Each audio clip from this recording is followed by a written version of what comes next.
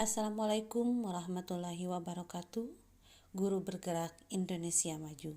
Kali ini saya akan memaparkan tugas 1.2.A.8 koneksi antar materi modul 1.2 yang disajikan dalam bentuk refleksi model P4 kaitan antara modul 1.1 dan modul 1.2. Sebelumnya, perkenalkan, saya Wena Nurmala SPDSI MPD, calon guru penggerak Angkatan 6 dari SMK Negeri Pancatengah, Kabupaten Tasikmalaya, Jawa Barat.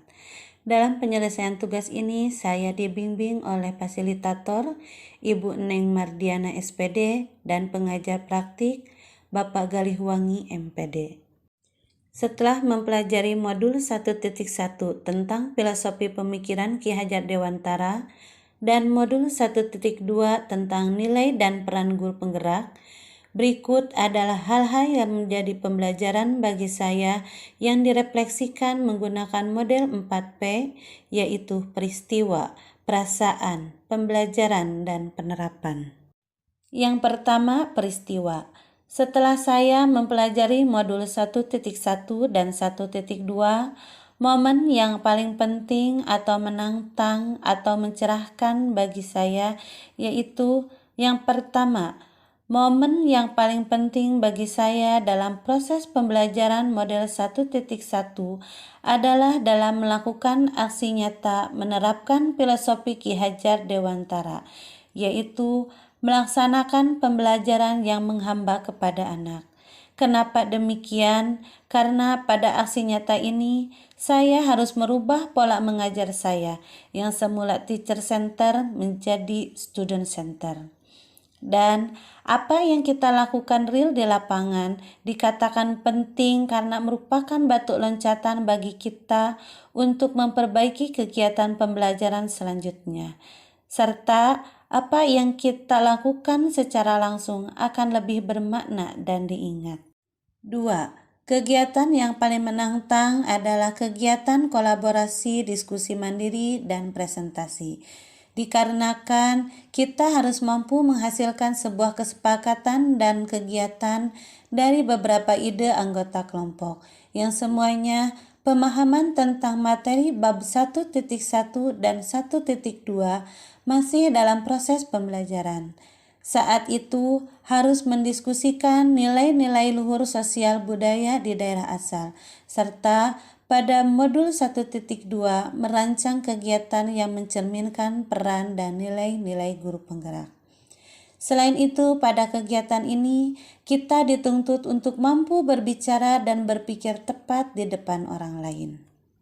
Ketiga, hal yang mencerahkan yaitu tahap mulai dari diri, eksplorasi konsep, forum diskusi eksplorasi, serta elaborasi. Mengapa dikatakan penting?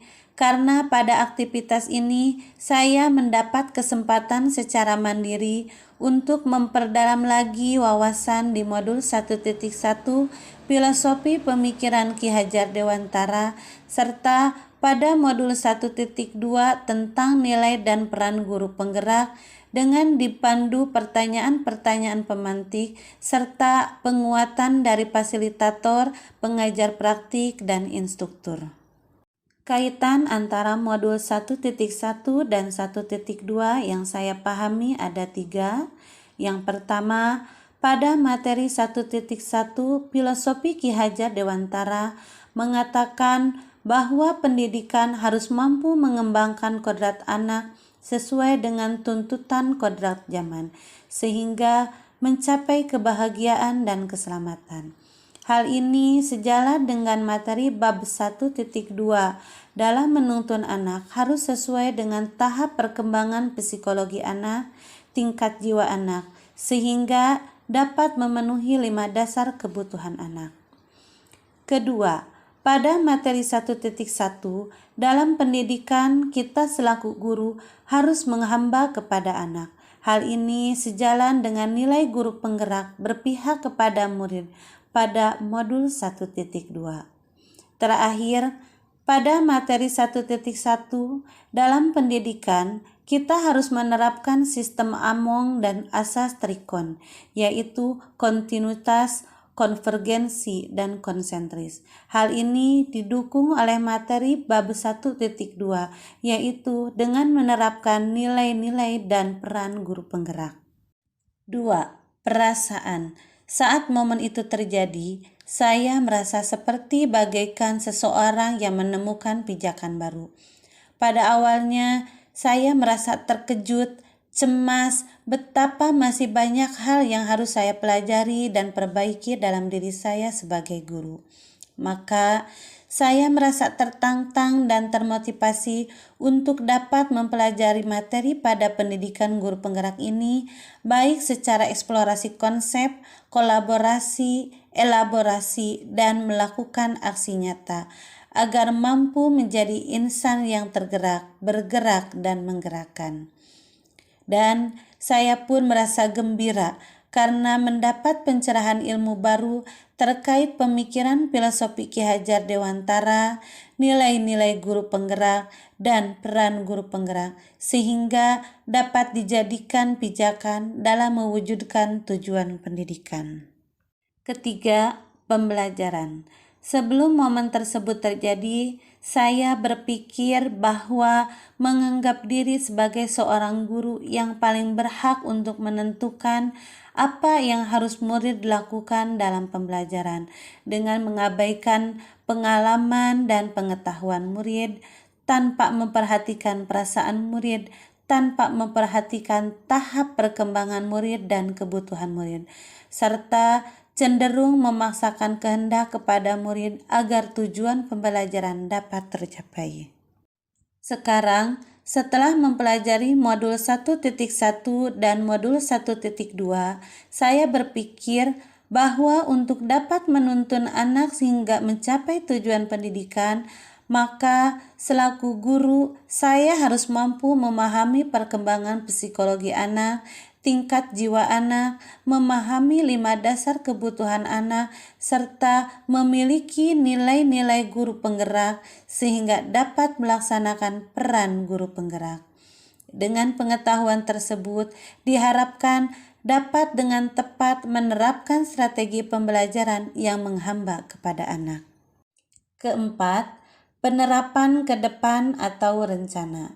Pengembangan diri yang sederhana, konkret, dan rutin yang dapat saya lakukan sendiri dari sekarang untuk membantu menguatkan nilai-nilai dan peran saya sebagai guru penggerak adalah sebagai berikut. Yang pertama, melakukan literasi keilmuan melalui browsing dan diskusi. Kedua, menciptakan pembelajaran yang menghamba kepada anak. 3. Mengikuti perkembangan teknologi. 4. Menjaga komunikasi. 5. Melakukan kolaborasi dengan teman sejawat. Keenam, menguatkan kerjasama. Dan terakhir, aktif mengembangkan rekan sejawat dan komunitas. Demikian pemaparan yang dapat saya sampaikan. Terima kasih atas perhatiannya. Wassalamualaikum warahmatullahi wabarakatuh.